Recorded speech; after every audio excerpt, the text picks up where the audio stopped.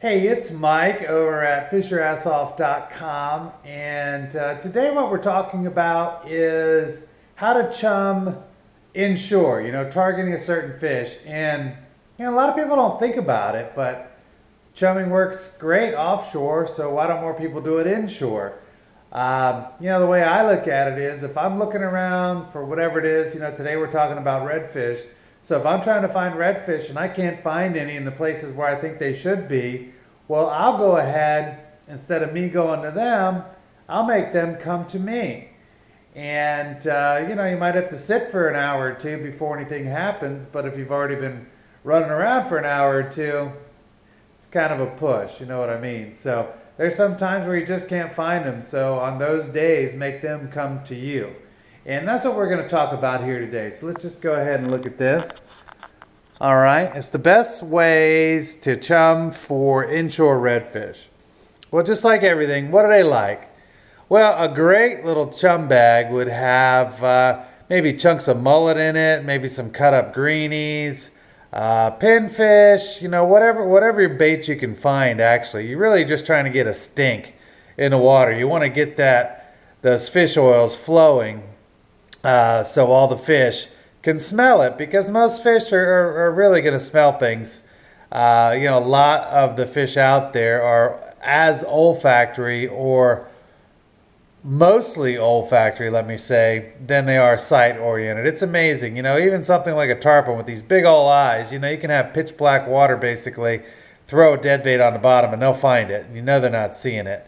So anyways, just figure out what they like. So, you don't want to waste your shrimp probably, but if you had some dead shrimp, some old dead shrimp, throw them in there, whatever it is. Just get a nice stink in the water of stuff that the redfish are going to like. And then you got to figure out where you should chum. If we're chumming for redfish, well, we know where redfish like to be typically, so we just got to get them there. So maybe they're at a creek mouth. Maybe you want to be out on the grass flats chumming. Maybe it's oyster bars that where you want to chum. So let's go ahead and look at some of these. So let's say that you have an incoming tide and this is a creek mouth. All right. So the creek mouth's almost always in some sort of little bay area type of situation. Well, and these X's are where you just want to have your boat. You have the tide going with you. It's bringing the scent up in this creek, and it should draw any redfish out to you. That's going to take some time. The tide's got to work its magic, but these are great places to be anchored up.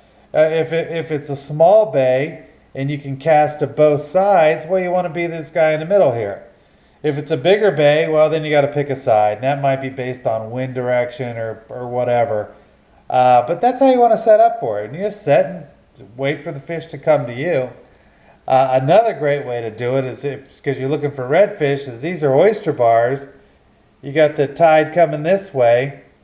Well, you just want to set up behind these oyster bars. And again, it depends on how big this channel is here.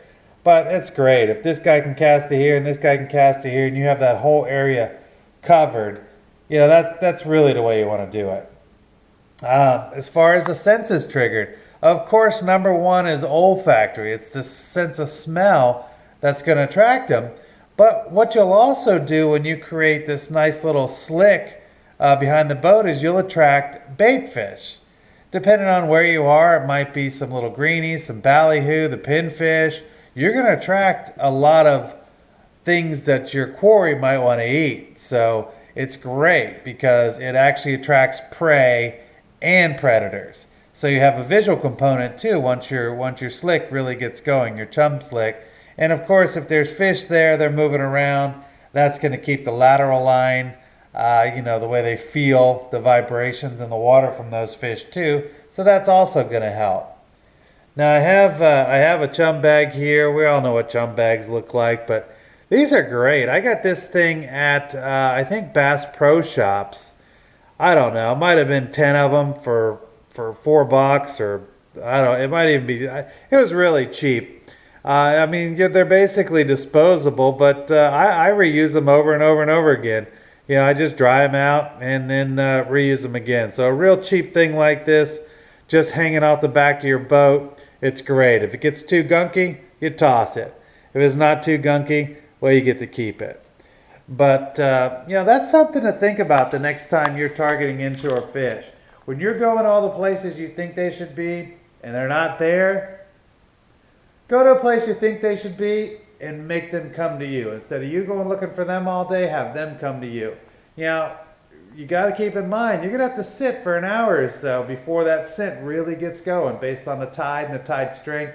You know, a full moon tide or a new moon tide, boom, it's going to be going, you know, that's going to be there real quick. But sometime in between those, when you don't have much tidal flow, it's going to take a little longer to get that scent. You just got to understand that. But like I said, you can't find them, make them find you. But that's it. You know, you can see more of this information on our website. It's www.fishyourassoff.com. We have how-to videos, where-to information, what to, everything you want to know. It's basically a website filled with simple tips to help fishermen catch more fish. But that's it for today. So till next time, we'll see you then. All right, bye-bye.